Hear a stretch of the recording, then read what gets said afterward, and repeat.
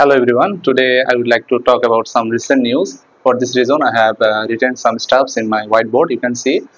Firstly, I would like to mention Pulitzer prize, Pulitzer পুরস্কার।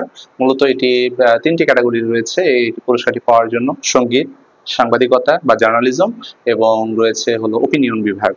তো এখানে প্রায় পুলিৎজার পুরস্কারের একটা নেট ওর্থ রয়েছে, তা প্রায় 15,000 মার্কিন ডলারের সমান এবং বাংলাদেশের মুদ্রায় তা প্রায় 16 লক্ষ টাকার মতো হবে।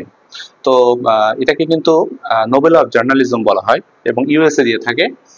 বর্তমান মানে আমাদের এবছর প্রায় 6 মে 2025 সালে পুলিৎজার পুরস্কার দেওয়া হয়।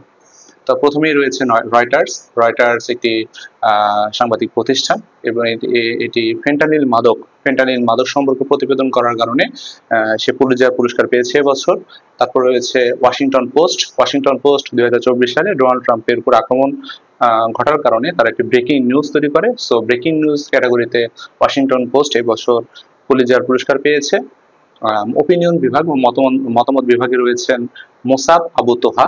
তিনি ইসরায়েল প্যালেস্টাইনের অনগোয়িং কনফ্লিক্ট নিয়ে লিখেছেন এবং প্যালেস্টাইন পিপলের সাফারিংস নিয়ে লেখার কারণে তিনি পুলিৎজার পুরস্কার পেয়েছেন এবং তার লেখাটি দি নিউ ইয়র্ক এই পত্রিকায় প্রকাশিত হয়। তারপরে রয়েছেন নতুন পোপ নির্বাচিত হয়েছেন। আমরা জানি নতুন পোপের নাম হলো রবার্ট ফ্রান্সিস প্রভোস্ট। তিনি ইউএসের এবং he will be considered as new pope Leo 14th, যাকে বাংলা আমরা বলতে পারি নতুন পোপ চতুর্দশ লিও। So thank you. That's it for today. I hope you will be stay with me in future as well. Thank you.